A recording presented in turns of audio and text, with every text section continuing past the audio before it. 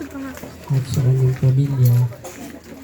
Alam po ninyo, hindi maganda sa panaramdam yung sitwasyon.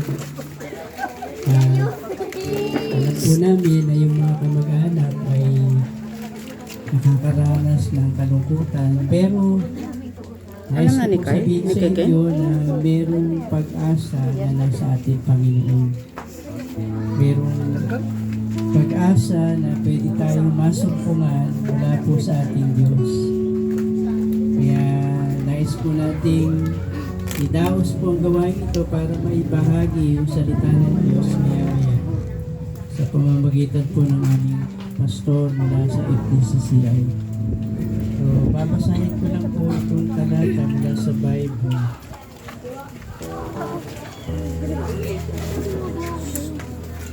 Mula po sa Roma chapter 14, verses 7, 8, and 9. Sabi po dito,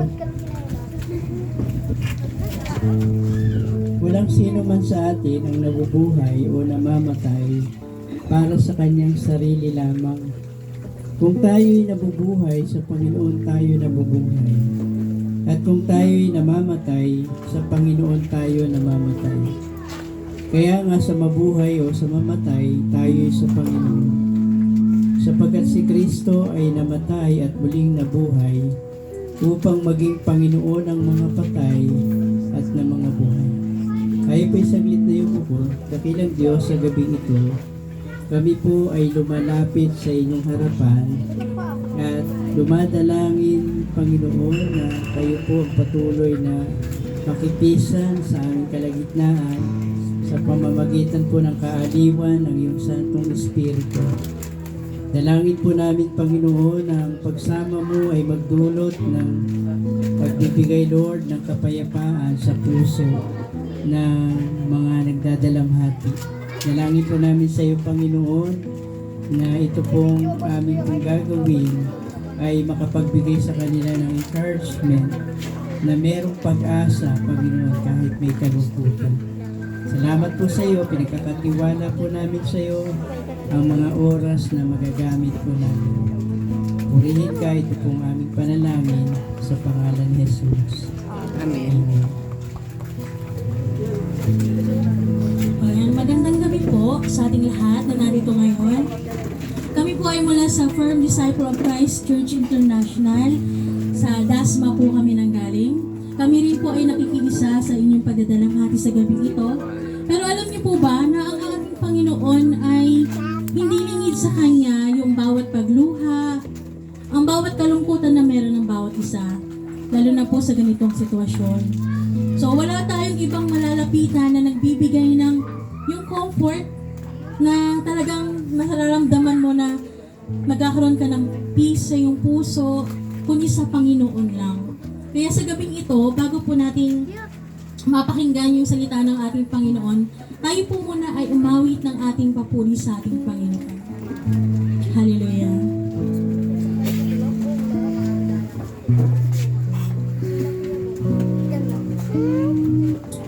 Habang hindi karapat-dapat, pagkukulang ng hapag, at wagas mong pagsinta.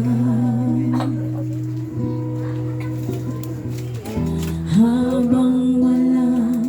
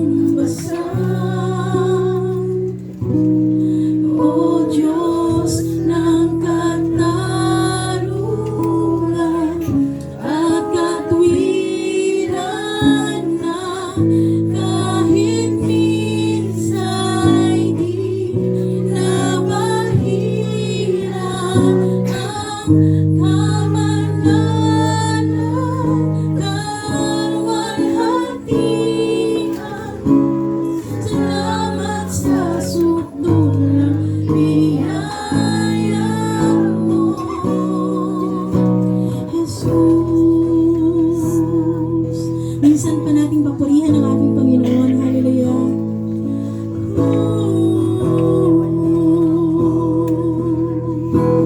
Habang hindi karapat-dapat, let's sing.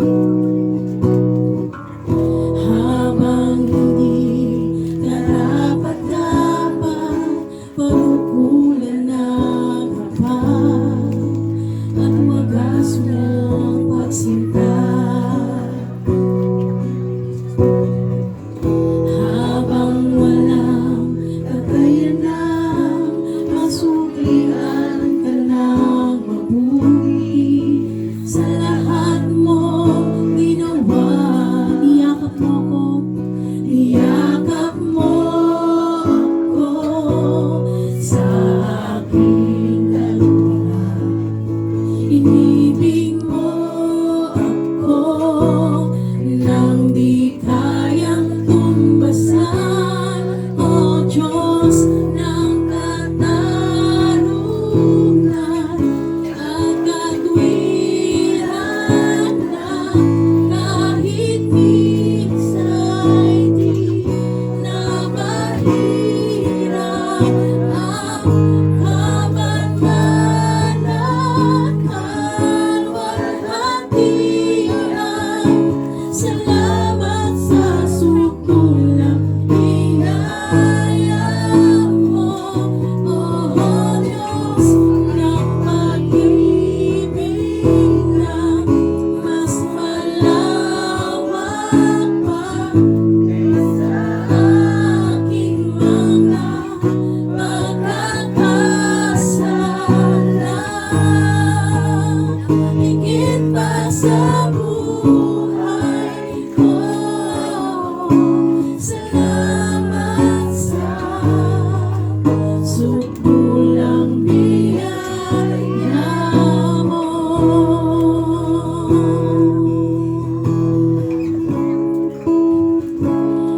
Salamat, O Diyos.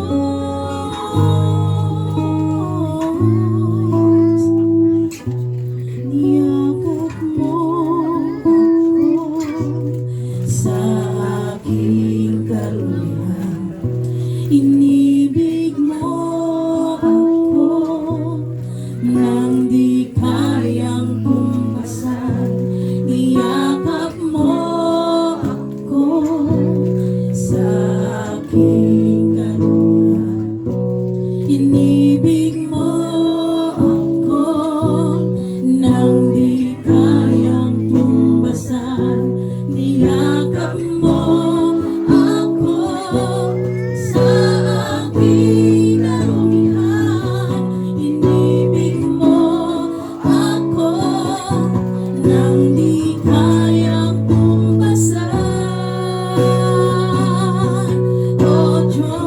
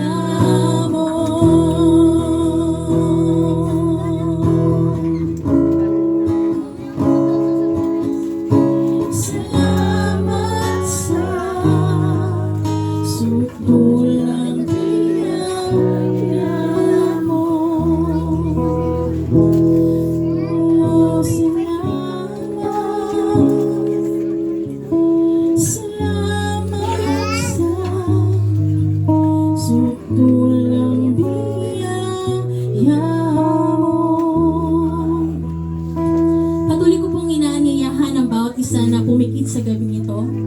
Hayaan po natin na ang pagkilos ng banal na espiritu ng ating Panginoon ang siyang manguna sa ating mga buhay sa gabing ito.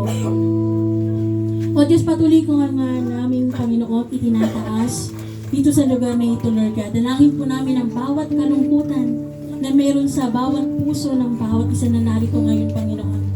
Palitan mo, Panginoon, ng kagalakan. Palitan mo, Panginoon, ng comfort, ng kapayapaan, Lord God. Lord, walang ibang makakagawa nito kundi ikaw lamang. Kaya, Lord, maraming salamat sapagkat sa iyo, Panginoon, sa piling mo, Panginoon, matatagpuan ang tunay na kapayapaan, ang pag-ibig. Sa gabing ito, patuloy po namin itinataas sa iyo ang pagsambang ito sa gitna ng ganitong sitwasyon, Panginoon. Maluwalhati ka aming Panginoong Yesus. Hallelujah. Patuloy po tayong umawis ng pagsamba sa ating Panginoon.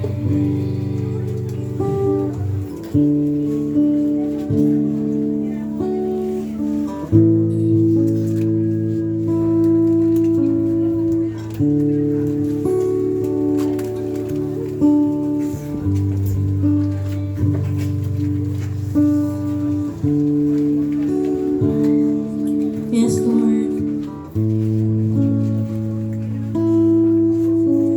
Salamat sa dakila mong pag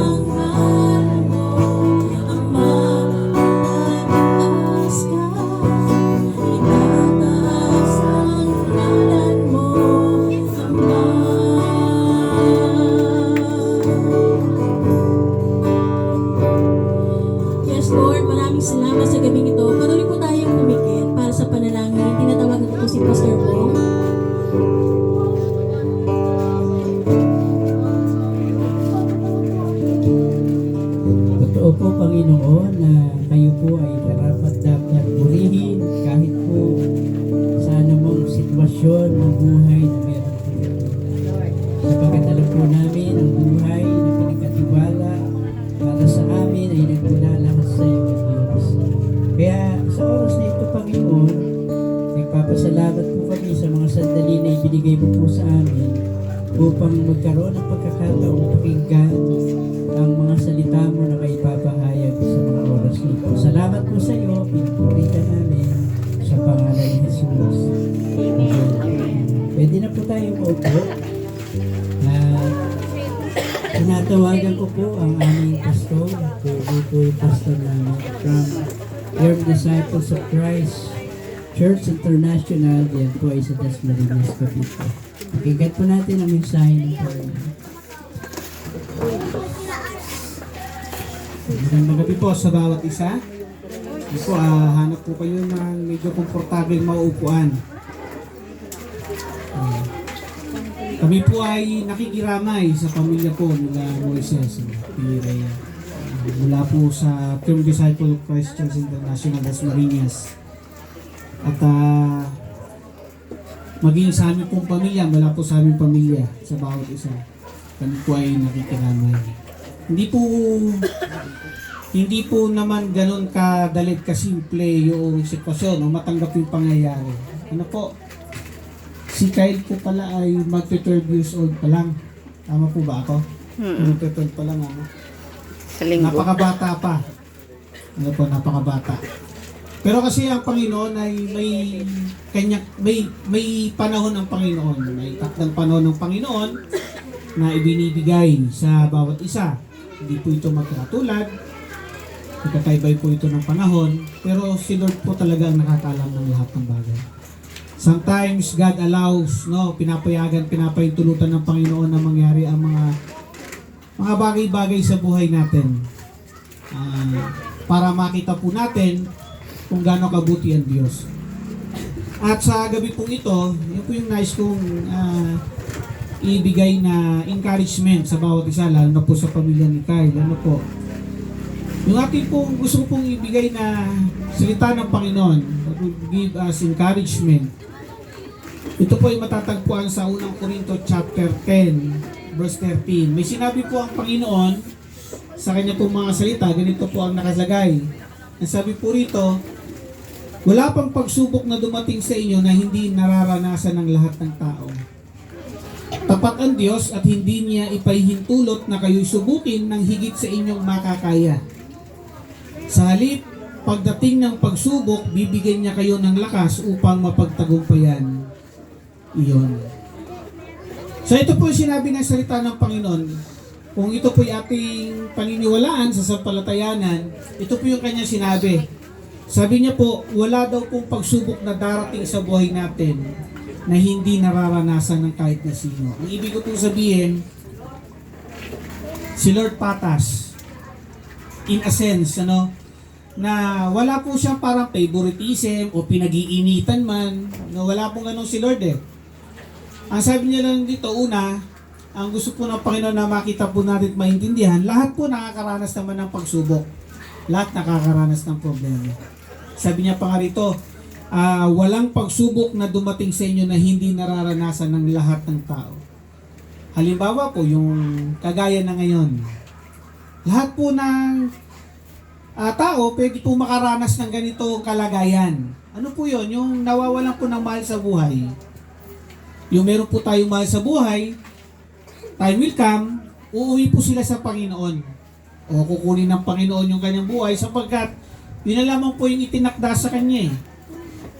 Minsan talaga nakakalungkot po kasi merong bata pa, merong parang kapapanganak pa lang, may ganun no?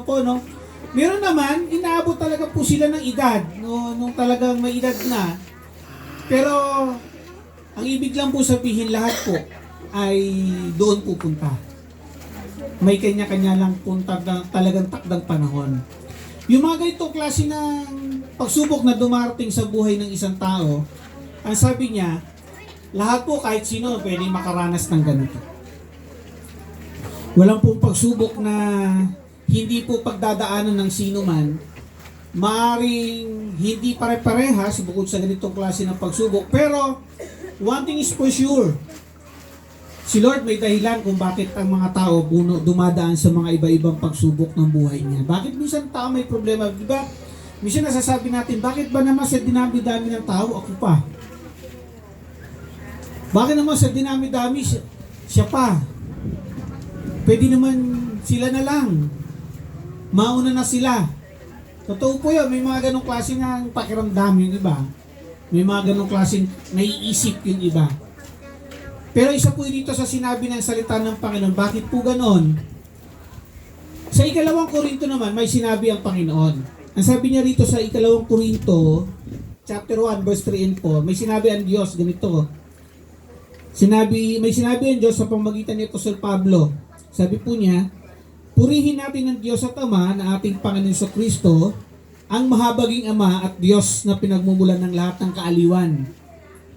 Inaaliw niya tayo sa ating mga kapighatian upang sa pamamagitan ng kaaliwang tinanggap natin sa Kanya ay makatulong naman tayo sa mga nahapis. Ang ibig po sabihin nito, una sabi niya rito, yung kaaliwan daw sa Diyos po nanggagaling tulad po ng sinabi kanina ni Pastor Bong, ating song nung nagpaawit dito.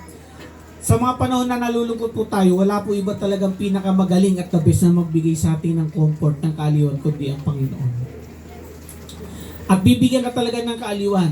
And most of the time, kaya niya pinapahintulutan na pagdaanan natin yung mga pagsubok sa buhay natin. Kahit hindi po sa ganito, iba-iba naman po yung pagsubok, problema dumating sa buhay ng tao. Hindi naman po purong ganito lang. Hindi naman palaging ganito. Di po ba, may iba-iba pang problema dumarating sa buhay natin. Pero, pinapayagan ng Diyos na mangyari po sa atin yon. Bakit po? Kasi gusto ng Diyos na makita natin na ang Diyos ay may kapangyarihan para po tayo ay bigyan ng kaaliwan, kagalakan. At ang dahilan po niya, sabi niya, para daw po tayo naman ang magbigay ng kaaliwan sa iba. Parang ganito po, yung mga problema pinagdadaanan natin, pinapayagan ng Panginoon para pag may iba namang dadaan sa ganung klase ng problema dahil ikaw ay na-experience mo na, napagdaanan mo na, pwede ka rin sa kanya magbigay ng encouragement. Alam mo, kumare, napagdaanan ko yung ganyang klase ng problema. Magtiwala ka lang sa Panginoon kasi si Lord pinulungan ako. Tutulungan ka rin ng Panginoon. Alam mo, pre, pinagdaanan ko yung ganyang klase ng problema pero nalampasan ko naman. Kaya mo rin yan, malalampasan mo rin yan. Yung pala yung dahilan ng Panginoon kung bakit minsan dumaraan tayo sa mga pagsubok. Pero ito po ang sigurado, sabi niya, lahat daw po ng pagsubok na pagdadaanan natin, pagdadaanan din naman ng iba. Yung lahat ng problema, yung pagdaan natin sa mga problema, yung ibang tao, dadaan din po sila. Wala pong favoritism si Lord. Yung bang, bakit may problema ako, problema na naman, lagi na lang ako may problema. Bakit yung iba parang okay naman, ang saya-saya? Hindi po totoo yun. Lahat po ng tao nakakaranas ng problema. Lahat po ng tao makakaranas ng kalungkutan. Lahat po ng tao makakaranas ng kasakitan. Lahat po ng tao makakaranas ng karamdaman. Patas po si Lord. May sinabi siya sa Bible din. Hindi ko na lang po maalala yung talata, pero sabi niya doon sa Bible, kung paano pinasisikat ng Diyos ang araw, ganun din naman sa masasama. Kung paano pinasisikat ng Diyos ang araw sa mabubuti, ganun din naman sa masasama. Kung paano niya pinapapatak ang ulan sa masasama, ganun din naman sa mabubuti. Walang favoritism talaga si Lord. Nakakita na ba kayo? Sa bahay niyo umuulan, yung kapitbahay niyo hindi. Di po ba lahat tayo makakaranas ng ulan? Patas kasi si Lord. Kahit pa nga minsan nasasabi natin, kapitbahay ko, sama-sama ng ugali. Pero napansin nyo, nakakaranas siya ng ulan, nakakaranas siya ng araw. Mga bagay na nararanasan din natin sa Panginoon. Patas po kasi si Lord. Fair siya. Kaya lang, minsan kailangan po natin pagdaanan yung mga pagsubok. Kailangan natin pagdaanan yung mga problema dumarating sa buhay natin para po maitas palagi ang pangalan ng Panginoon. Bakit po ganon? Kasi kapag may problema tayo at tinawagan natin ng Panginoon, nalampasan po natin ang pagsubok. Kaya ito po kadalasan sinasabi natin. Napasin niyo po ito sasabihin natin, kadalasan sinasabi po ng bawat isa o ng tao, salamat sa Diyos. Tama mo ba? Pag may problema, natapos, sasabihin mo, ay salamat kay Lord. Salamat sa Panginoon. napapasalamatan si Lord sa bawat problema, pagsubok na natatapos at nalalampasan po natin. Laging meron tayong nababanggit. Ang tao laging may nasasabing, salamat sa Diyos. Minsan nga, di ba?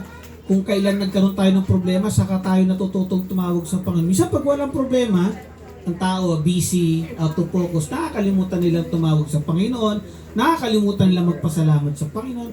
Minsan nakakalimutan ipagpasalamat yung nagising siya ng umaga. Yung pagising ng umaga, minsan pagising natin ng umaga, hugas na kagad ng pinggan, maglalaba na kagad tayo, magluluto. Minsan nakakalimutan natin magsabi, Lord, salamat po, buhay pa ako. Ano po? Pag may problema tayo at natapos yung problema, doon nasasabi natin, thank you Lord. Salamat po Panginoon. Kaya kadalasan pinapahintulutan talaga ng Panginoon na makaraan tayo, makadanas tayo ng mga pagsubok sa buhay. Ano po? Ito pa yung pangalawa niya sinabi. Ito pa yung pangalawang bagay na gusto ng Diyos na maintindihan natin. Lahat daw po ng pagsubok na darating sa buhay natin, kakayanin po natin. Wala pong pagsubok na darating sa buhay natin na hindi mo kakayanin. Walang pahihintulutan si Lord na pagsubok na darating sa buhay mo na hindi mo kayang lampasan. Lahat po ng problema, pagsubok na darating sa buhay natin, sisiguruhin ng Panginoon yan ay kakayanin mo. Ganun po kabuti si Lord. Kasi sabi niya po rito, no, wala pang pagsubok na dumating sa inyo na hindi naranasan ng lahat ng tao. Sabi niya, tapat ang Diyos. Yung salita niya, no, tapat ang Diyos. Hindi niya ipahihintulot o papahintulot na kayo'y subukin ng higit sa inyong makakaya. Hindi papayagan ng Diyos na may dumating na problema sa buhay natin na hindi natin kakayanin. Hindi papayagan ng Diyos kahit na sinong tao. Kahit sino pa siya. Hindi papayagan ng Diyos na yung problemang darating sa atin beyond our capacity and beyond our ability. Nung ganun po kabuti si Lord, lahat po ng pagsubok, sisiguruhin ng Panginoon, kakayanin natin. Bakit? Kasi sasamahan ka niya eh. Hindi po totoo mga kapatid, lahat po nakakarinig dito. Hindi po totoo yung kaisipan na pag may pagsubok tayo, may problema, pinabayaan na tayo ng Panginoon. Hindi po totoo yun. Hindi lang po natin minsan napapansin that God is working. Alala niyo po yung kwento ng footprints in the sun? Doon po kwento na to, narinig ko, elementary pa lang ako eh. Lumang-lumang kwento na yan, di po ba? Yung kwento ng footprints in the sun, sabi nung karakter, minsan daw isang gabi na naginip siya, naglalakad siya sa tabing dagat. At sa kanyang paglalakad sa tabing dagat, nakita niya, paglingon niya, dalawang set ng footprints, ibig sabihin dalawang tao. 4 na paa, 2 tao, pair, no? Habang naglalakad siya, nakita niya, dalawa. Napansin niya, yung isang set daw ng footprints sa Panginoon at yung isa sa kanya. Kaya lang, along the way daw po ng kanyang paglalakad, sabi niya ng kanyang kwento, doon sa mga panahon na dumadaan siya sa mga pagsubok ng buhay, napansin niya paglikon niya, isang set na lang ng footprints. Napatanong siya, Lord, bakit kung kailan may problema ako, iniwan mo ko? Nakita ko, Lord, isang set na lang ng footprints, wala na yung sayo. Sabi ng Panginoon sa kanya, hindi. Yung footprints na nakikita mo, footprints ko yan. Sapagkat kalong na kita. Minsan hindi po natin napapansin, Alam niyo kung bakit? Ito po isang malaking katotohanan. Kapag pinabayaan ka ng Panginoon sa ilang segundo, hindi mo kakayanin, mamamatay ka. Pag si Lord nagpabaya, sa loob ng ilang segundo, mamamatay po tayo. Hindi po natin kakayanin. Kaya hindi po tayo pinababayaan ng Panginoon. Hindi lang po natin minsan napapansin, hindi lang po natin naiintindihan, kasi nga po minsan na-autofocus tayo o nakasentro yung ating isipan sa mga problema, sa mga pagsubok. Hindi naman po natin masisisi yung iba, siguro dahil nabibigatan nga po. Pero ito po yung assurance ng Panginoon, hindi kanya iiwan. Hindi kanya pababayaan. Kasama mo si Lord. Kasama natin ang Panginoon. Sabi niya po rito sa Aklat ng Awit, chapter 23 verse 4, sabi niya po rito, dumaan man ako sa madilim na libis ng kamatayan, wala akong katatakutan pagkat ikaw ay aking kaagapay. Ang tungkod mo at pamalo, aking gabay at sanggalang. Ito pong awit na ito, itong talata sa Biblia na ito na binasa natin sa Aklat ng Awit, chapter 23, verse 4. Ito po ay sinulat ni Haring David. No? Nilooban siya ng banal na espiritu at naisulat niya po itong talata na ito na ang sabi niya, dumaan man ako sa madilim na libis ng kamatayan. Sabi niya, wala akong katatakutan pagkat ikaw ay aking kagapay. Parang sinasabi ni Haring David, kahit sa panahon ng kanyang buhay, na napakahirap, kahit pa nga bingit ng kamatayan, sabi ni Haring David, hindi raw po siya nagwo-worry kasi alam niya hindi siya pababayaan ng Diyos. Hindi po tayo pababayaan ng Panginoon. Minsan, hindi lang po talaga natin napapansin. But, believe me, according to the Word of God, God will never leave. It is God who said, in the book of Hebrew, sabi ng Panginoon, I will never leave you nor forsake you. Sa Tagalog, sabi niya, hindi kita pababayaan, hindi kita iiwan kailanman. Sinabi yun ng Panginoon. Kaya, ang maganda po, dapat lagi lang po tayo magtiwala sa Panginoon. Kahit anong pong klaseng pagsubok, kahit anong klaseng problema dumarating sa buhay natin, wag po natin naalisin yung pananampalataya natin sa Panginoon. Alam niyo po, mawala na ang lahat, kayamanan, anumang mga bagay, wag lang po mawala yung tiwala at pananampalataya natin sa Panginoon. Alam niyo po bakit? Kasi yung tiwala at pananampalataya sa Panginoon, ito yung nagpapanatili sa atin para makapagpatuloy. Kasi pag nawalan ka na ng tiwala sa Diyos, nawalan ka na ng pananampalataya, mawalan ka na ng gana sa buhay, mawalan ka na ng pag-asa. Yung tanging pananampalataya at tiwala sa Diyos, yun yung magbibigay sa iyo ng gasolina para magtuloy-tuloy. Don't lose your hope and faith in God. Kasi sinabi niya yung pangako niyo yun. Si Lord pag nangako, hindi niya po yung pinapako. O, si Lord pag nangako, hindi po napapako. Lahat po ng pagsubok na darating sa buhay natin, kakayanin natin. At yung panghuli, sabi niya po rito, sabi niya, hindi niya ipahintulot na kayo subukin ng higit sa inyong makakaya. Sa halip, pagdating ng pagsubok, bibigyan niya kayo ng lakas upang mapagtagumpayan iyon. Yun po yun. Napakaganda. Sabi niya, inisay-say po natin, una sabi niya, wala pang pagsubok na darating sa inyo na hindi nyo kakayanin. Na hindi pinagdaanan lahat ng tao. At pag dumating yung pagsubok, iyon darating, no, na sisiguruhin mo yung Diyos na kakayanin mo. At yung panguling sinabi niya, bukod sa yung pagsubok ay kakayanin mo, ang sabi niya pa rito, pag dumating yung pagsubok, bibigyan ka pa niya ng lakas para mapagtagumpayan. Kaya mo na, magbibigay pa siya ng lakas para magtagumpay ka. No, para bang, ito ang assignment, kaya mo yan. O, tuturuan pa kita paano mo magagawa yan. Ganun si Lord eh. Ganun ang ating Panginoon. Kaya si Pablo rin na nagsabi, sabi niya, sa aklat ng Pilipos, chapter 4, verse 13, sabi niya, ang lahat ng ito ay magagawa ko dahil sa lakas na kaloob sa akin ni Kristo. Alam niyo, hindi naman po natin kakayanin talaga in a sense yung maraming pagsubok sa buhay natin. Pero alam niyo po, dahil sinabi niya nga, pag dumating yung pagsubok, bibigyan kita ng lakas para pagtagumpayan yun. Something that we can trust. Pwede natin pagkatiwalaan. Hindi ka pababayaan ng Panginoon. Sabi niya, bibigyan kanya ng lakas para mapagtagumpayan yung mga pagsubok, problema na darating sa buhay natin. Yung mga ganito pong sitwasyon, hindi po maiiwasan eh. Lagi ko po itong nasasabi, noong araw, kapag may ganito, may namamatayan, hindi ko po alam yung pakiramdam. Yung nararamdaman nila. Ganun ba talaga kalungkot? Kasi sabi ko, wala pa naman parang namatay na immediate family. Pero namatay yung mama ko, ito pala yung pakiramdam nila. Pag may namamatayan yung lungkot, iiyak ka, yung pala yung pakiramdam. Doon ko naintindihan na yung pagsubok na pinagdaanan ko, yung panahon na yun, pinagdaanan din ng iba. Nauna pa nga sa akin yung iba eh.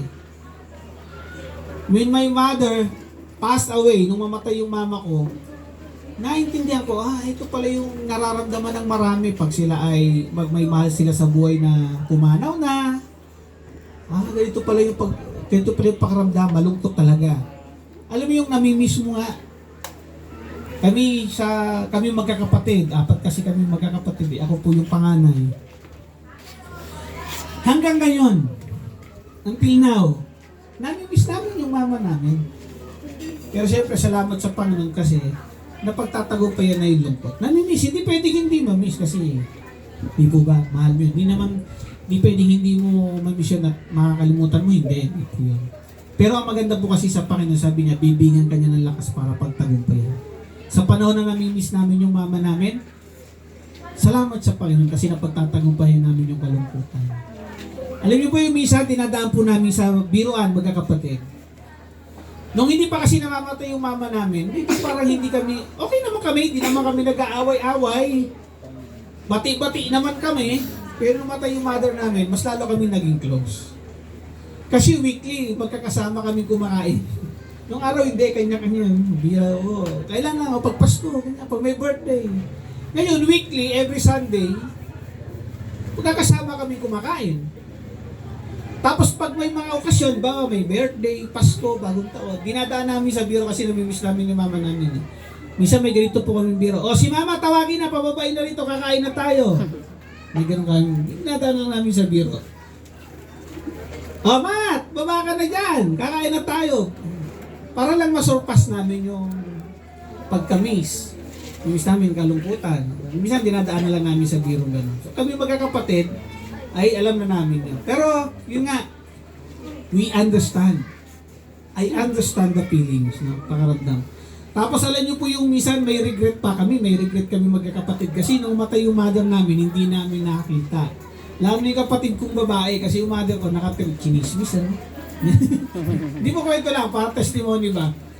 Nakatira kasi yung mama ko sa kapatid kong babae. Eh medyo malayo ang bahay niya sa amin. Doon siya nakatira. Namatay yung mother ko na walang nakapansin. Naligo siya ng gabi. Tapos paglabas ng CR, yung aming parang ampun ba? Sa amin na kasi lumaki, si Rose Ann. Kami na, yung mother ko na kasi nagpalaki. Pero hindi namin siya kapatid. Parang ampun nga. Wala namang legaliting ganon. Pero pag uwi niya, nakita niyo yung mother namin nakaupo sa may malapit sa hagdan. Nakatapis. Nakaupo, nakayuko. Binati niya. Ma, tayo ka dyan. Huwag ka dyan umupo. Magbihis ka na. Tapos umakyat na siya sa taas. Pagbaba niya, ganun pa rin ang itsura. Hindi nagbago, hindi gumalaw. Doon lang siya naginala na hinawakan niya yung mama ko ay hindi na humihinga. Nakaupo lang. Bagong paligo, nakatapis. So parang hindi nag-struggle. Pero sabi ng doktor, cardiac arrest. Sinugod naman nila sa ospital. So lahat kami parang may guilty feelings. Walang nakakita eh. Ako naman, parang guilty feelings ko, parang minsan naisip ko, parang dahil ata sa akin, kaya inatake yung mama ko ah. Kasi bagong opera kasi ako nung panahon na yun, kauwi ko lang galang ospital. Mga ilang araw pa lang ako nakakauwi nung inatake siya. Sabi nung mga kapatid ko kasi, tita ko, tiyahin ko, tao sa bahay, nag-aalala yung mother ko sa akin kasi nga naoperahan ako. Nasa hospital ako, di naman siya makapunta, di niya ako madalaw, di niya ako makumusta. Nung pag-uwi ko, kinumusta niya ako, sabi ko, baka nag-alala sa akin kasi na-operahan ako, bagong opera ako eh. So, baka nakadagdag. May mga ganun kaming parang, minsan regrets na tinatawag. Pero alam nyo, salamat sa Panginoon kasi nga ang Diyos ay mabuti. Walang pagsubok na darating sa atin na hindi natin kakayanin. At siya rin ang magbibigay sa atin ng kalakasan para mapagtagumpayan yung mga pagsubok sa buhay natin. Kahit na anong klaseng problema sa buhay, kahit na anong problema, pagsubok, pera, relationship, si Lord, bibigyan ka niya ng lakas para mapagtagumpayan ng lahat ng bagay. Amen po ba? At itong bagay na ito na ating pong tutunghayan. This is just one of the problems, trials na pagdadaan ng lahat ng tao. But again, mabuti ang Panginoon. Tapat ang Diyos. Ano? Sabi niya rito sa Hebrew chapter 9, verse 27, itinakda sa mga tao na sila ay minsang mamamatay at pagkatapos ay ang paghuhukom. na itakda na po kasi ng Panginoon. May kanya-kanya kasi tayong panahon. Si Kyle, maaaring naging kaparaanan na lang yung nangyari sa kanya. Pero mas magang isipin na ito na yung naitakda sa kanya ng Panginoon. Sabihin, si Kyle pwedeng hindi niya na maranasan yung mga madarating pang problema rito. Because he's okay now. Okay na siya. Ano po, mamimiss lang po talaga natin. Mamimiss lang po talaga siya ng pamilya. But I believe he's okay now. Hindi niya na pagdadaanan yung ibang problema. No? Na pwede natin pagdaanan. Possibility. Kasi, ito na ngayon sabi kasi ng Lord, itinakda sa taong minsan mamatay. Ang bawat isa kasi sa atin, mayroong tinatawag na, ang tawag po dito, divine appointment. Darating ang panahon, bawat isa po sa atin naharap sa Panginoon. May panahon na haharap po tayo sa Panginoon. Magkakaiba lang ng panahon. Magkakaiba lang ng oras. Pero isang sigurado, ang bawat isa po sa atin, may itinakda ang Panginoon. Haharap po tayo sa Kanya. Ano po? At sabi dito sa ulit talata na aking pong babasahin, sa unang Tesalonica, chapter 4, verse 13-14, sabi niya rito, mga kapatid, nais naming malaman ninyo ang katotohanan tungkol sa mga namatay na, upang hindi kayo magdalamhati tulad ng mga taong walang pag-asa. Dahil naniniwala tayong si Jesus ay namatay at muling nabuhay, naniniwala din tayong bubuhay ng Diyos ang lahat ng namatay na sumasampalataya kay Jesus upang isama sa Kanya. So ang salita ng Panginoon nagpapaalala. Una sabi niya, yung katotohanan daw po na lahat tayo darating sa ganitong bagay. Malungkot po tingnan yung ganitong kalagayan. Pero isang araw po, tayo naman ang nasa ganyan. Ngayon, maaaring narinig ako magsalita, bukas hindi ko alam. Baka ako naman ang nandyan. Wala pong nakakaalam Di po ba? Si Lord lang. Pero lahat po tayo pwedeng maranasan niya. Sabi niya, kailan daw po nating maintindihan at malaman. Bakit? Kasi sabi niya rito, kailangan po nating paniwalaan na sabi niya, ang Panginoong Kristo na namatay pero muling nabuhay, na kung tayo po ay maniniwala at mananampalataya sa Kanya, ganun din kagaya ng nangyari sa Panginoon. Tayo din po, pag namatay, muling mabubuhay. Yung mga taong nanampalataya sa Panginoon. Ibig sabihin po, ganito po ang encouragement ng Panginoon sa bawat isa sa atin. Ang importante o mahalaga sa Panginoon ay kung paano po natin ipagkakatiwala sa Diyos yung ating buhay. Ang keyword po sa lahat ng ito na ating pong pinag-usapan, ating naipahayag, yung salitang pananampalataya. Sa lahat ng pagsubok na darating sa buhay natin, pananampalataya. Pag dumating yung panahon sa buhay natin sa ganitong sitwasyon, mahalaga yung pananampalataya. Kasi sabi niya, lahat daw po ng nananampalataya sa Panginoon, pag namatay, muling mabubuhay. Lahat po ng nananampalataya. Dito po ako magtatapos sa maiksing kwento na ito, sa simpleng kwento patungkol sa pananampalataya. Sa Panginoon, mahalaga na kung paano po tayo nananampalataya sa Kanya. At ganito po yung gusto ng Panginoon.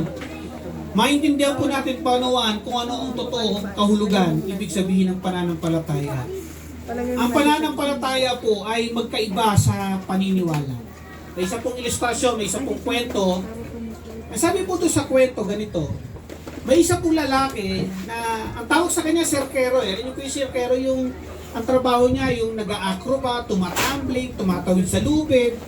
Ayan ang trabaho niya.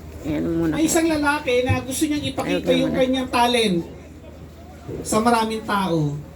So nag-invite siya, meron siyang performance, nag-invite siya ng maraming tao, naglagay siya ng tali sa magkabilang dulo ng building. Magkabilang dulo ng building, naglagay siya ng tali, nag-invite siya ng mga tao na manunood para ipakita yung kanyang kakayanan. Sabi niya sa mga nanonood, naniniwala ba kayo na kaya kong tumawid? Sabi ng mga tao, depende, tingnan natin kung kakayanin mo. Nung tumawid yung lalaki, nakatawid siya sa lubid. Nagpalakpakan yung mga tao. Mahusay, magaling. So sabi niya, babalik ulit ako. Naniniwala ba kayo kaya kong bumalik? Sabi ng mga tao, naniniwala kami kasi nagawa mo eh. Naniniwala kami kakayanin mo, makakabalik ka. Nakabalik ulit yung lalaki, yung serkero. Pero sa pangatlong pagkakataon, sabi niya, tatawid ulit ako sa lubid, may dala akong wheelbarrow. Hindi ko alam kasi masyado kung ano sa Tagalog yung wheelbarrow eh. Yung wheelbarrow, kartela ba tawag doon, no? Yung lagay ng mga buhangin, semento, graba na may isang gulong sa harapan, tapos may dalawang paa sa likod na may hawakan, no? Yung wheelbarrow. Sabi niya, tatawid ako sa lubid, dala-dala yung wheelbarrow. Naniniwala ba kayo? Sabi ng mga tao, naniniwala kami kasi magaling ka naman. Nakatawid siya, dala yung wheelbarrow. Nagpalakpakan ulit yung mga tao, bumilip sa kanya eh. Magaling talaga. Sabi niya, babalik ulit ako sa pang-apat na pagkakataon, pero may lamang isang sakong bigas. Mas mahirap na po yun. Kasi may lamang ng bigas eh. Sabi ng mga tao, naniniwala kami, kaya mo yan. Sa madaling salita, naitawid niya. Sa lubid, yung wheelbarrow na may lamang isang sakong bigas. Sabi niya, sa huling pagkakataon, tatawid ulit ako. Dala ang wheelbarrow, pero ang laman, hindi na bigas, tao. Naniniwala ba kayong kaya kong tumawid, dala ang wheelbarrow, may sakay na tao? Sabi ng mga tao nanonood, naniniwala kami, kaya mo yan. Kasi nga magaling ka eh. Sabi nga ng serkero, sino yung gustong sumakay? Wala.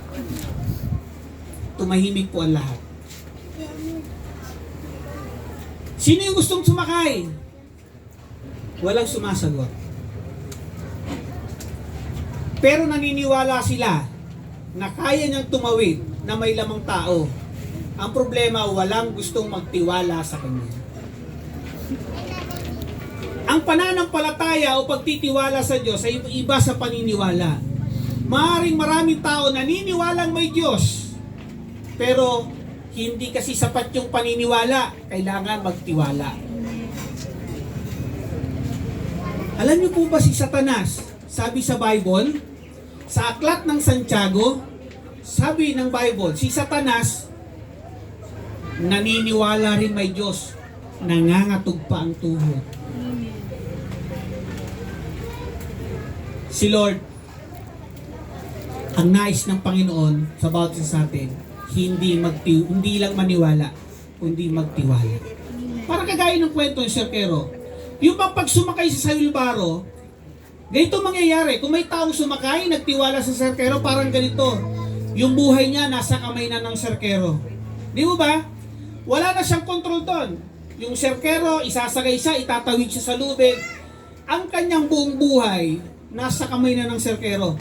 Pero alam niyo po ba, yun ang pagtitiwala.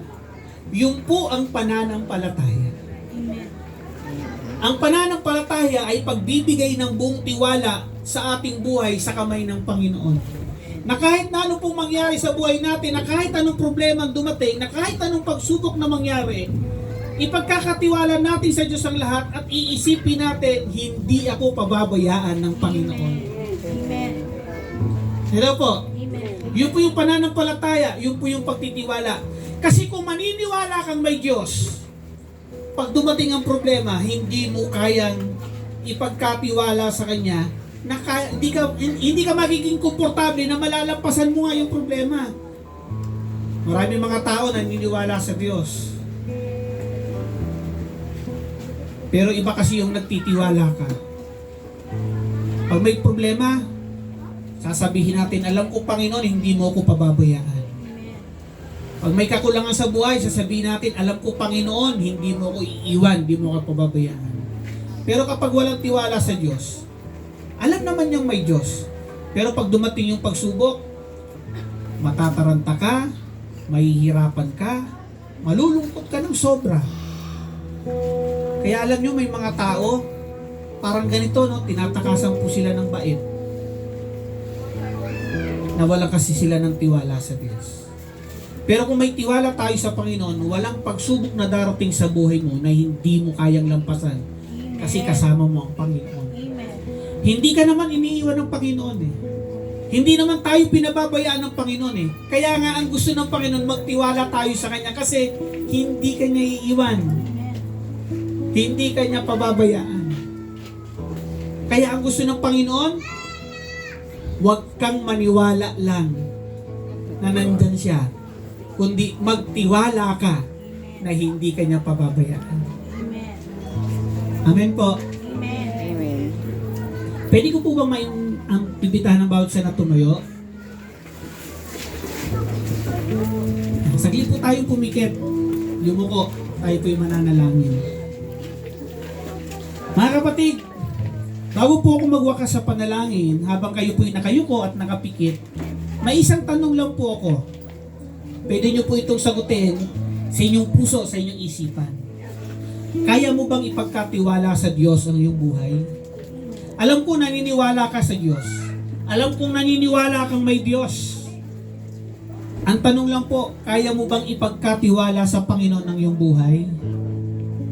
Sabing ito, sa aking pananalangin, kung sinasabi mong oo, gusto kong ipagkatiwala sa Diyos ang aking buhay, pwede mong sabayan ang panalangin ito. Mananalangin ako, sabayan mo na parang sa'yo nang gagaling. Sabayan mo na bukal sa iyong puso, sa iyong isipan. At ipagkakatiwala natin sa Panginoon ang ating mga buhay. Let us pray. Pwede mong sabayan yung aking panalangin. Panginoong Jesus, maraming salamat. Hindi mo kami iniiwan. Hindi mo kami iiwan. At hindi mo kami pababayaan. Kahit sa anong klaseng pagsubok ng aming buhay, kampante po kami na hindi mo kami pababayaan. Panginoong Jesus, sa gabi pong ito, ipinagkakatiwala ko sa iyo ang aking buhay. Maghari ka, Panginoon, sa aking buhay, sa aking puso, magmula ngayon at magpakailanman. Sa mga pagkakataon, mararanasan po namin ang mabibigat na pagsubok. Bigyan niyo po kami, Panginoon, ng kalakasan na mapagtagumpayan ito. Banal na Espiritu, samahan niyo po kami. Mula ngayon, magpakailanman. Amen. Mga kapatid, ako na lamang po mananalangin para sa inyo. Manatili po tayo nakapikit at nakayuko. Aming Diyos, Ama, maraming salamat sa gabing ito sapagkat itinuturo mo sa amin ng isang magandang katotohanan. Bagamat may mga problema pagsubok dumarating sa buhay namin, salamat aming Diyos. Sapagkat tapat ka, hindi mo kami iiwan pababayaan. Panginoon, salamat din po sa buhay ni Moises at ni Rhea, ng kanyang buong pamilya, mga mahal sa buhay, kamag-anak. Salamat sapagkat alam ko po na hindi mo rin sila pababayaan. Maaring malungkot po yung pangyayari ngayon. Totoo naman po yun, Panginoon. But then, Lord, I pray, dalangin ko po, Diyos, Banal na Espiritu, Ikaw po ang magbigay sa kanila ng kagalakan, ng kaaliwan, kapayapaan, Panginoon. Upang sa panahon na sila po'y makakaranas ng kalungkutan, mapagtatagumpayan po nila ito. Malalampasan po nila ito, Panginoon. Yes, Lord. O ano bang klase pang problema ang darating sa kanilang buhay, Yes, mapagtatagumpayan, malalampasan po nila ito. Lord, dalangin ko po, si Moises, bigyan niyo po siya ng kalakasan, Amen. emotionally and physically, Panginoon. Amen. Maging din po ang kanyang may bahay, si Rhea. Amen. Kasama po ng kanilang mga anak. Yes, Lord. Sa pagpanaw, Panginoon, ni Kyle, Lord, maaaring siya po yung nawala sa piling ng kanyang pamilya. But then, Lord, salamat sapagkat ikaw ang nakakaalam ng lahat ng ito. Amen. Maaaring ito na lamang po, Panginoon, yung buhay tinakda mo para sa kanya. Panginoon, dalangin ko po, kahabagan mo po ang bawat isa. Yes, Lord. Kabagan mo po si Kyle. Kabagan mo po ang kanyang pamilya. Salamat po, Panginoon. Sa iyo po itinataas, pinagkakatiwala ang lahat ng ito. Kung aking dalangin, sa pangalan ng aming Panginoon Jesucristo. Amen. Amen. Makakaupo na po tayo.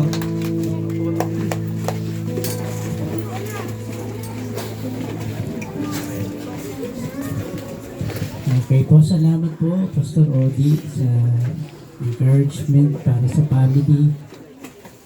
Totoo po yun, no? Binigyan tayo ng pag-asa na kahit tumaan tayo sa pagsubok, sa problema, meron pong Diyos na sa atin po ay aagapay.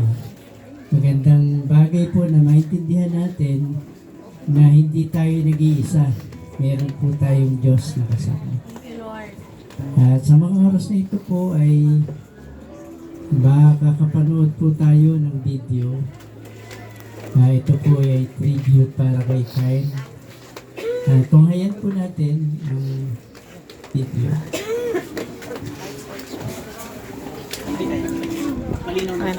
Password.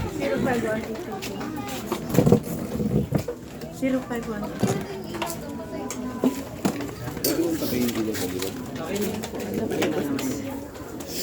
Pwede kaya yun? Hindi yata.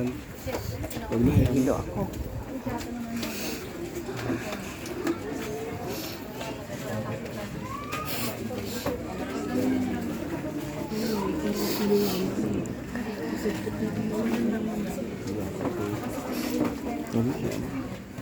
Ika na yung gustong tumingin.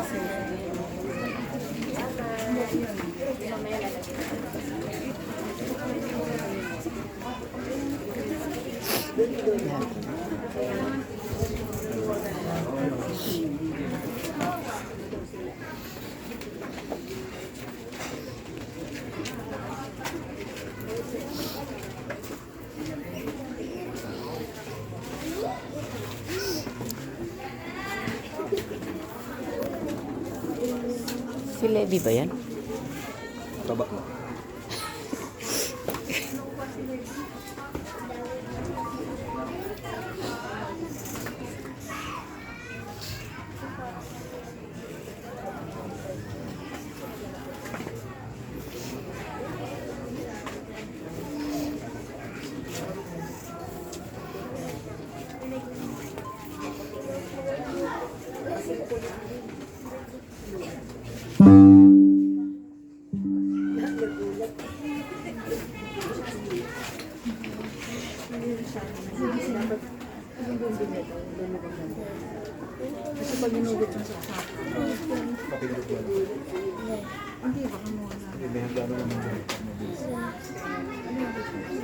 Pinipindot lang ilaw mo. Tumigil ka muna.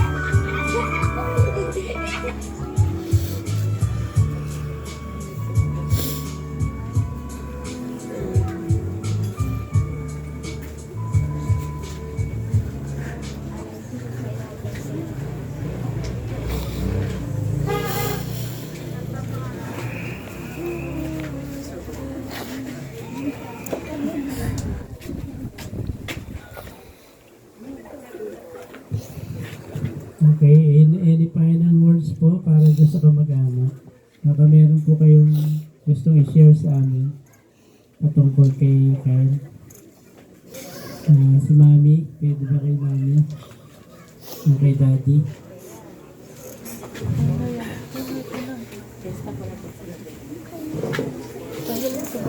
Sabay na kayo. Sabay na kayo. Sabay na kayo. Sabay na kayo.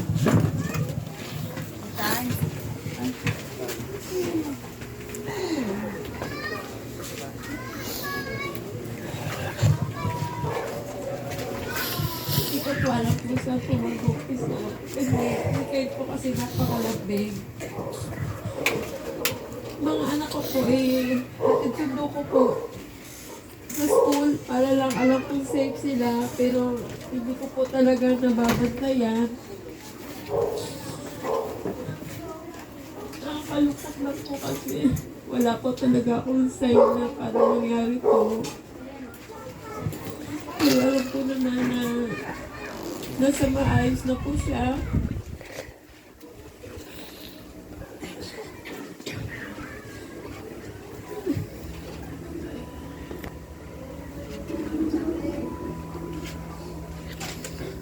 Si Kyron, pinakamakulit sa bahay namin. Magulo. Kaya siguro namimiss talaga namin. Si Kyron Gala, parang ako, lahat kilala siya sa labas. Kasi yung iba kong anak nasa bahay lang.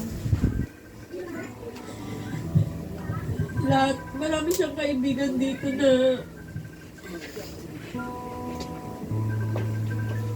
nagmamahal sa kanya.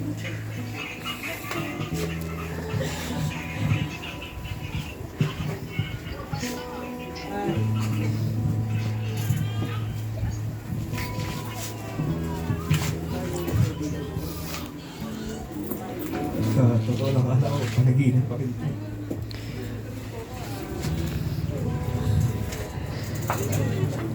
Ang hirap yung nakasanayan namin tuwing umaga, gabi, bago matulog, pagagising. Kasi siya yung sa amin, pinaka-hyper, kahit na tahimik, biglang mag-iingay, napakasayang bata. Kahit na po nung time na dinala ko siya ron sa ospital, hindi po siya nagpakita ng kahinaan. Talagang bilang magulang, syempre, nakikita may anak mo sa ganung sitwasyon. Ang sakit. Pero kailangan kong tatagan. Kasi ayoko siyang malungkot. Siya naman, ang sagot niya lagi sa akin, okay. Lalaban tayo, okay. Sabi mo kung kailangan mo, sige di, okay. Hindi talaga siya, never mo siya nakita ng mahina kasi napakalakas na bata niya, siya po yung version ko ng bata sa totoo lang. Marami nagtataka siguro ba't di ako lumalabas ng bahay, parang pa ko masyado, may pagka-autistic ng konti. Pero ako po kasi, nung nagkaroon ako ng 4, parang na-realize ko na yung buhay ko yung trabaho at bahay na lang.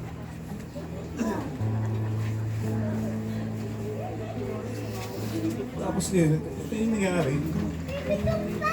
Okay siya. Tapos bigla nung nagkagano. Pero iniisip ko na lang din kasi nakikita ko yung ginagawa sa kanya sa ospital. Medyo talagang dinuduro yung dibdib ko.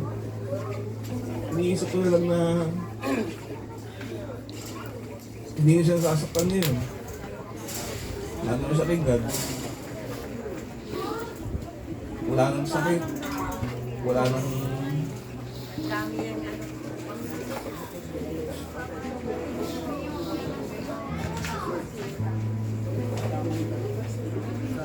dami mamahal sa batang yan.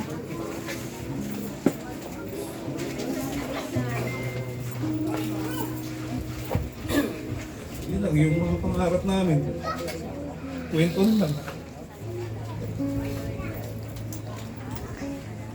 Pero nangako naman ako sa kanya. Yun. Ako nang bahala sa mga kapatid niya, sa mami niya. Gusto ko lang manahimik siya sa pupuntahan niya, enjoy niya ron. Magkikita pa rin naman kami kahit anong gawin.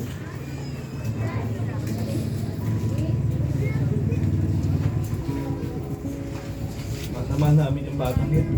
Kahit na madalas nakakagulo sa bahay namin. Pero walang kulay yung buhay namin pag wala nung... Walang kulay yung buhay namin nung wala yan. Lagi kaming masaya kahit na anong hirap inaabot namin pag nandiyan yan ako. Laging masaya. Kahit gabi, may bugbugan dyan, may wrestlingan dyan. Pero ganun ang mga lalaki. Pagumara ako kasi. Kaya pinapaliwanagan ko itong tatlo. Yun. Kailangan namin tanggapin talaga. Kahit na... Ako pa rin, hindi pa rin. Ito po. Fred.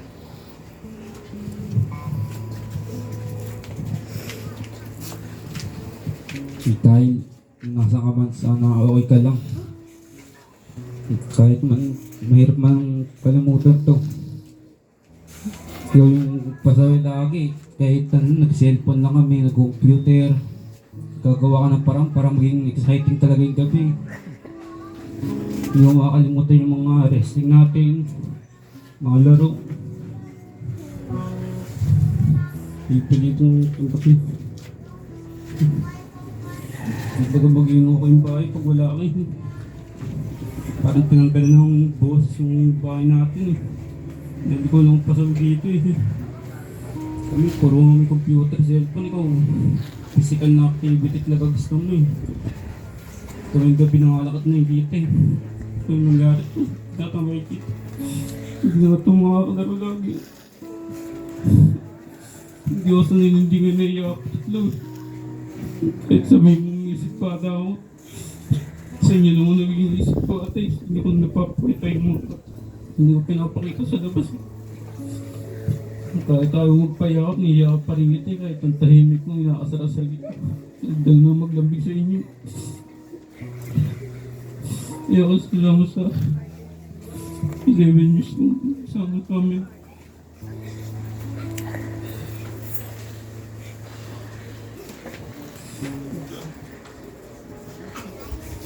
Diyan.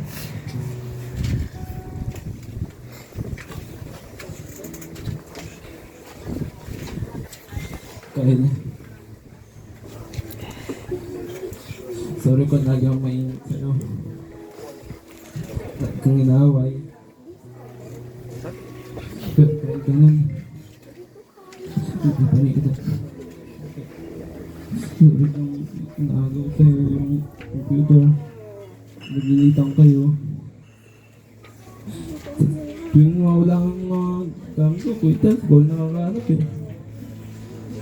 So sa pagkuha ko ng kanja mo, dapat na gamit mo yun sa kasiyahan mo. Natawag ka.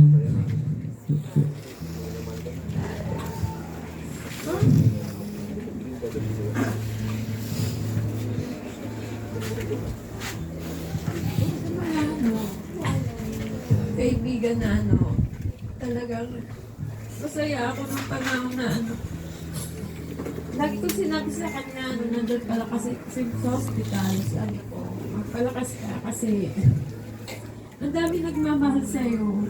Talagang naramdaman ko talaga nung time na talagang wala po talaga kami. Ang dami talagang nag-effort para mapunuan yun. Kaya akala ko okay lang. Pero ano na lang, bigla na lang po kasi nangyari yun.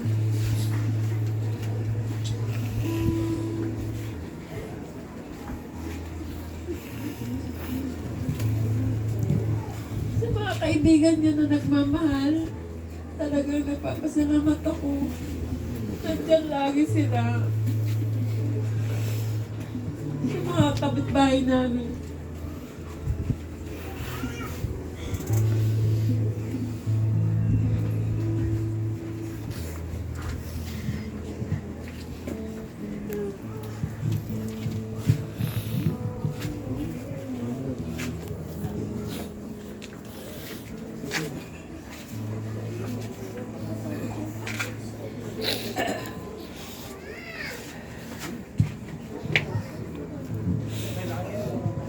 Yung kaibigan ni Kyle na gusto magsalita.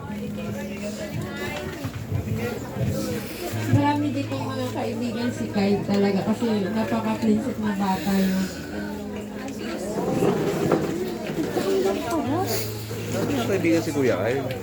Sabay-sabay na kayo para hindi kayo mahiya.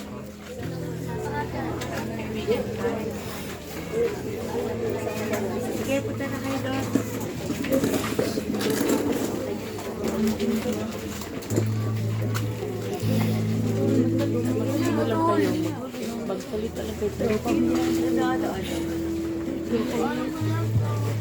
Sabay-sabay na kayo. Sige na.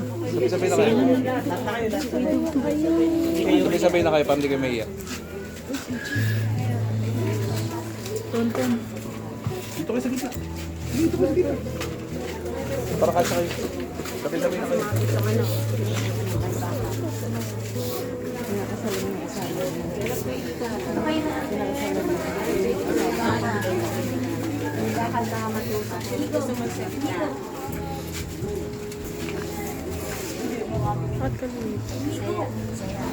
Kita.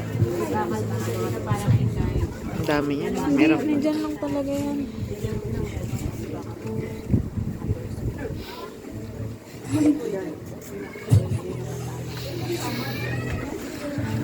Ano ba siya natatawa o umiiyak? Umiiyak. Ang gagawa.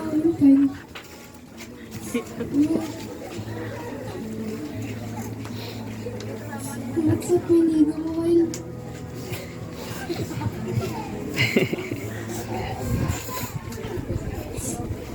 Kulit siya.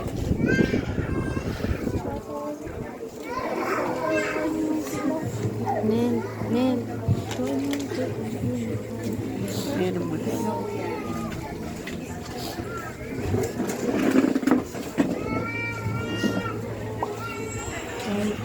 Paalam na. Ang ganda. Ano yung kasama ka namin.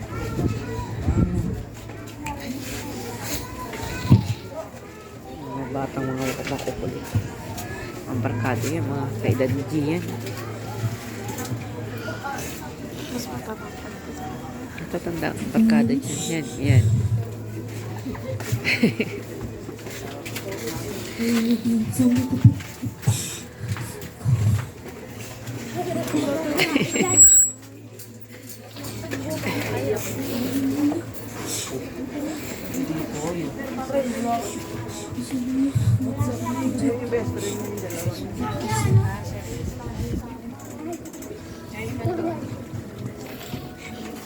Kasama yan lagi. Grabe yung sipon niya sa damit.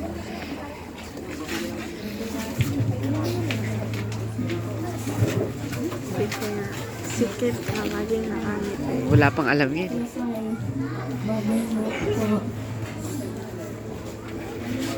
Hindi pa yan alam eh. Wala pa yan. Hindi pa yan alam eh.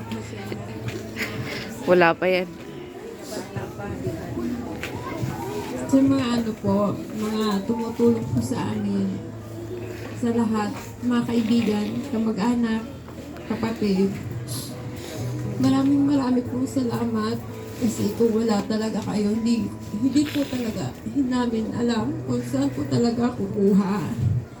Lalo na sa mga pinansyal talaga.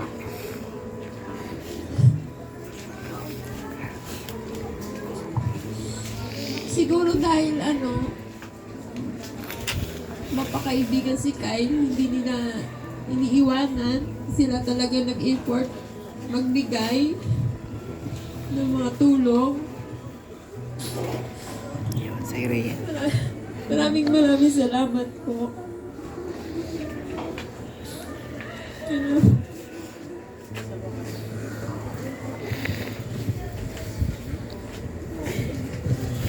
Nagtago yung mga Thank you barkada ni po Carla. sa inyo. Sa mga kaibigan na mahiyain. Mahiyain, mga bata pa kasi. Pero alam niyo, totoo yun, pagka mabait kang bata, marami kang kaibigan. Eh, siguro minsan medyo naughty, no, mga bata. Mga feeling parang pasaway, pero mababait siya. Sila in nature. Kaya yung mga friends dumadating. Kaya mapalad po kayo dahil si Kyle ay maraming kaibigan na Sabi na nga, tumulong, makibahagi para sa mga pangangailangan. Salamat din po sa inyo dahil pagamat umabot sa ganito, natapos sa ganito, pinahintulutan ng Diyos na maging bahagi po ng inyong buhay si Kyle. Makasama, makahalubilo, mapalaki. Huwag lang po sana dumating sa punto na parang sinisisi niyo yung sarili. Lola? Kasi lahat po na nagaganap dito sa daigdig, sa mundo, may kapahintulutan po yan ng Diyos. Kung hanggang dito na lang po, wala po tayong magagawa doon. Ang mahalaga, nagawa po natin, tungkulin natin bilang magulang at kamag-anak. So, tinatawagan ko po ulit si Pastor Odi para ipag-pray po yung family for the comfort na kailangan po na. May lola nagtatago. Namungo yung isa ba? Samahan niyo po kung manalangin, tumayo po tayong lahat. Dahil ko yung family. Okay natin. Ipanalangin po natin sila, samahan niyo po kung manalangin para sa kanila. Ano po? Alam naman po natin, siyempre malungkot ano. Kailangan po sila ng comfort, peace sa ating pananalangin. Ibigay po natin sa kanila. But more than that, if you can able, malapit lang po tayo. Salam po natin sila, comfort po natin sila sa kailang nararamdaman kalungkutan. Let us pray. Pwede po ba yung ating kamay ituon natin patungo po sa kanila? Let's pray. Panginoon, sa gabi po ito, kami po ay lumalapit sa iyo, O Diyos. Sapagkat alam po namin na ikaw ang Diyos na pinagmumula ng kagalakan. Panginoon, sa iyo po nagmula ang buhay. Sa iyo rin po ito nagtatapos. At sa pagkakataong ito, Panginoon, pinahintulot mo na si Kyle ay umuwi na sa iyong piling. Dalahin ko po, Panginoon, na ikaw po ang magbigay ng kalakasan, ng comfort, kapayapaan, kagalakan sa pamilya po ni Kyle. Magmula po sa kanyang mga magulang, hanggang sa kanyang po mga kapatid, mga tiyahin, tiyuhin, mga pinsan, kamag-anak, pamilya, hanggang sa mga kaibigan. Panginoon, dalangin po namin yung comfort na nagmumula sa iyo para sa bawat isa. Pagkaloob mo ito sa kanila, Panginoon. Sa pagpanaw ni Kyle, Panginoon, palagi po ang maalala yung masasayang bagay. Maaaring may mga hindi magagandang pangyayari, pero Panginoon, dalangin po namin ang maiwan lamang po sa puso at isipan ng bawat isa yung magaganda at masasaya. Lord, yung 11 years, nakasama po si Kyle ng kanyang pamilya, maraming salamat. Sapagkat ipinagkaloob niyo po si Kyle sa loob ng 11 taon, Panginoon, mahigit, upang siya po ay maging kagalakan ng kanyang pamilya, upang siya po ay maging pagpapala ng kanyang pamilya, maging kagalakan pagpapala ng mga kamag-anak, maging kagalakan pagpapala ng kanyang mga kaibigan. Maraming salamat po sa buhay ni Kyle, Panginoon. At dalangin po sa gabing ito, iniiwan ko po yung kapayapaan, kagalakan na nagmumula sa iyo.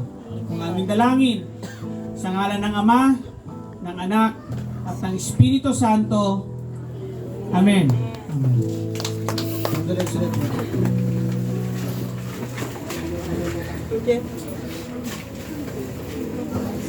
Magandang gabi po sa bawat isa. Condolence po ulit sa buong pamilya, sa mga mag-anak. God bless po sa inyo.